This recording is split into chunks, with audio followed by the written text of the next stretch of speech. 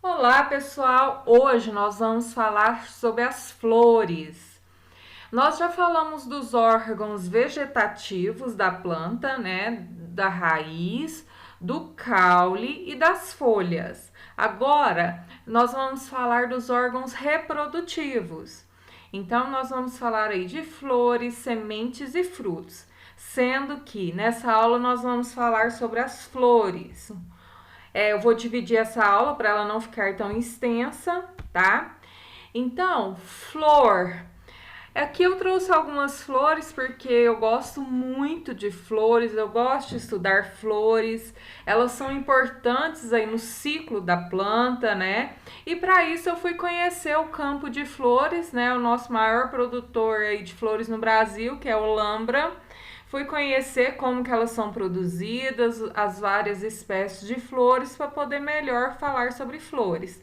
Então, essa foto aqui com áster e com rosas, isso aqui é em Olambra, na Cidade das Flores. Geralmente as rosas não ficam abertas dessa forma, porque senão ela perde as pétalas, né? Então, elas ficam mais como se fosse com uma estrutura que deixa ela mais fechadinha para ela aguentar o transporte, tá? Mas nesse local que a gente foi, elas estavam abertas, estavam para visitação, né? Elas, aqui embaixo eu tenho, em Curitiba eu visitei alguns lugares, os parques lá são bem, tem bastante dessa planta aqui, que é a manacá. Tem flores rosas e brancas, que eu achei muito interessante. Isso aqui também é em Olambra. Então lá tem como se fossem umas casas de vegetação, umas estufas de flores ali. E essas flores são produzidas para o comércio em geral. São utilizados bastante produtos químicos, então não pode ser, nesse caso, as que eu conheci, ser utilizadas para alimentação. As que são as flores utilizadas para alimentação ou flores comestíveis, geralmente elas são produzidas de forma orgânica, o mais natural possível, né? Essa flor aqui é uma orquídea que eu tirei no orquidário do Jardim Botânico do Rio de Janeiro, que tem umas orquídeas maravilhosas, né? Então eu tenho procurado aí conhecer aí, visitar alguns lugares que tem flores para poder conhecer suas características e peculiaridades. Eu trouxe mais alguns exemplos de flores, né? Aqui eu tenho o abricote macaco, que é uma flor muito peculiar, porque ela fica encostada no caule, no tronco da árvore, e seus frutos também, os frutos grandes. Então ela é bem interessante. Essa aqui eu encontrei no Jardim Botânico do Rio, assim também como o papo de peru, ou aristolóquia, que eu também encontrei lá e eu achei ela super exótica, inclusive a questão dessa armadilha para mosca, onde ela tem essa parte mais clarinha, né? E esse papo atrás, as moscas pensam que vão passar para o outro lado, acabam ficando presas ali dentro dessa armadilha e só saem quando tem um grão de pólen, para quando ela cair em outra flor, ela polinizar. Então é bem interessante esse mecanismo, né? Porque os pelos se eriçam, não deixam ela sair, ela fica ali dentro presa. Só quando ela tá com o grão de pólen que ela consegue sair e acaba polinizando outras flores aí do papo de peru ou da aristolóquia.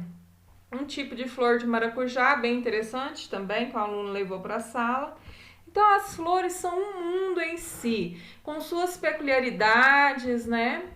Elas são bem interessantes, vocês vão ver aí. Qual que é a importância das flores? Eu falei já nos outros órgãos vegetais que a gente tem uma diferença em função e importância. A função está relacionada geralmente na função desse órgão para a planta. A importância é uma importância geral. Por que ela é importante para nós, para as plantas, né? Qual que é a importância, então, geral aí das flores? Reprodução sexual, que além de ser a importância, é a função para a planta, né? Classificação das plantas, taxonomia. Através aí das flores eu consigo identificar a planta. E isso é uma coisa muito interessante, né? Porque às vezes, pessoal, quando tá só a folha, até para nós que trabalhamos aí com a botânica, é muito difícil classificar todas as plantas. Mas se ela tiver uma flor, um fruto, a classificação fica um pouco mais fácil pelas características. Essa foto eu também tirei lá em Holambra, tem umas flores maravilhosas, desde gérberas que tinham muitas, tinha flores muito exóticas e muitas cores diferentes também, mas essa branca estava muito bonita, né? Por isso que eu tirei a foto dela e quis colocar aqui.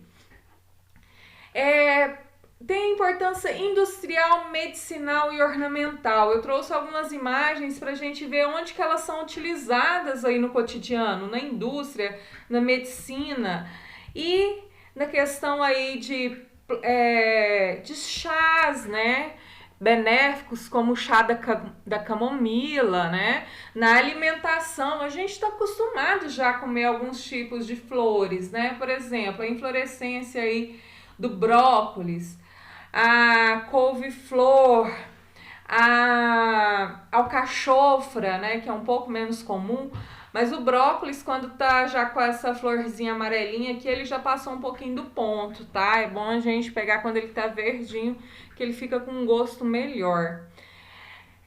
As flores comestíveis que vocês estão vendo aqui em geral, que é uma área que eu tenho trabalhado aí, tenho tentado estudar, quais flores que nós podemos comer, quais a gente não pode comer, quais as partes que a gente pode comer. Algumas a gente pode comer a pétala, outras a gente pode comer a flor inteira. A gente tem que tomar cuidado com a limpeza, porque tem alguns bichinhos e alguns produtos, mas geralmente a gente nunca experimenta flores que vieram da floricultura, porque são utilizados produtos químicos, vários tipos de produtos químicos, como inseticida, fungicida e para conservação dela ali também, né?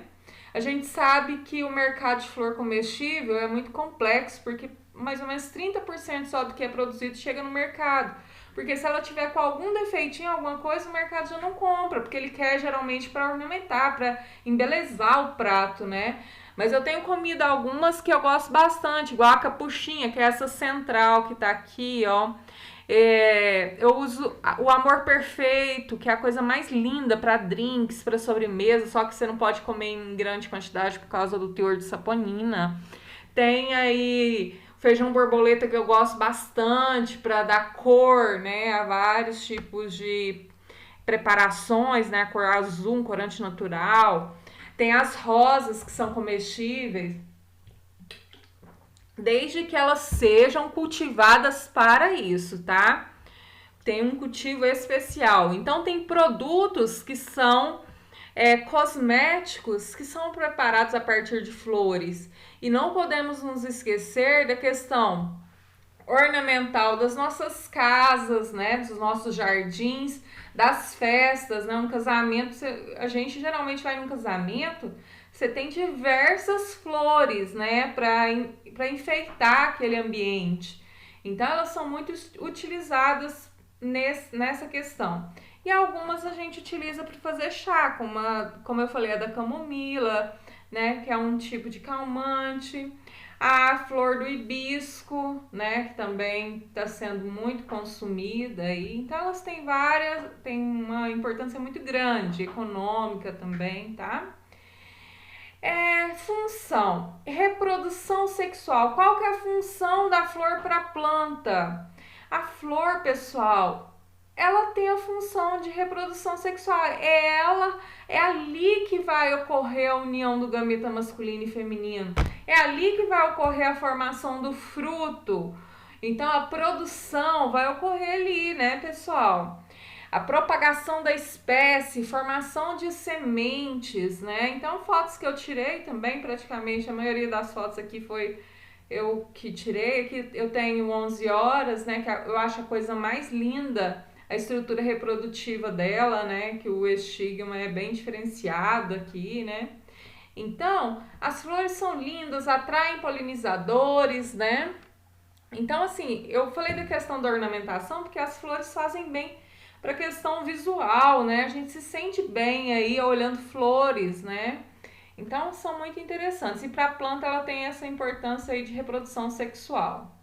Então a reprodução nas plantas, o que, que ela vai fazer? Originar ali sementes, frutos que vão proteger, abrigar a semente, e essa semente, ao ser dispersa, vai dar origem a uma nova planta, né? É lógico que nós temos propagações, outros tipos de propagações, assexuadas, por exemplo. Essa orquídea eu também tirei lá em Olambra, que eu achei ela muito linda, né? Então, assim, a gente para olhar as flores, né? Elas nos atraem a atenção, né? Eu queria falar de uma questão que é sobre plantas monóicas, dioicas, e isso é muito importante em campo. O que são plantas monóicas? É aquela que tem um órgão masculino e feminino em flores separadas, só que na mesma planta. Eu tenho abóbora, mamona, melancia, melão, pepino, seringueira. O pepino é uma aberração, tem vários tipos de flores, né? Feminina, masculina, mas depois eu comento com vocês. A planta monóica é aquela que, como a do milho, a maioria de vocês já viu uma planta de milho, né? No ápice, ela tem um pendão, que é a inflorescência masculina, aqui. Na axila, ou nessa gema lateral, ela tem a flor feminina, ou a inflorescência feminina. Então, na mesma planta, eu tenho uma flor masculina e uma flor feminina. Por isso eu chamo ela de monóica. E aí, então a planta do milho, ela tem uma inflorescência masculina e uma inflorescência feminina. A planta, por exemplo, da abóbora, ela tem flor masculina e tem flor feminina na mesma planta. Da mamona também, tá? Então, essa questão é importante a gente saber diferenciar. Agora, eu tenho plantas dioicas duas casas, né? Eu tenho planta que é flor masculina, planta com flor masculina e planta com flor feminina. O que é isso? Flor masculina, flor feminina? Se eu pegar aqui essa inflorescência masculina, ela só tem estames. Esses estames produzem um grão de pólen que vão ser dispersos pelo vento. Na inflorescência feminina, ela tem o estigma. O estigma é aquela abertura ali que faz parte do carpelo. Então, ela tem o carpelo ou pistilo, que é a estrutura feminina, né? Que vai dar origem ali, ela tem ali o ovário, o óvulo, né? O ovário vai formar o fruto, o óvulo vai formar a semente. Então, pessoal, na flor feminina sempre que forma o fruto e semente, tá? Só que eu tenho flores, que eu vou falar mais pra frente, que tem os dois sexos na mesma flor, que são as hermafroditas.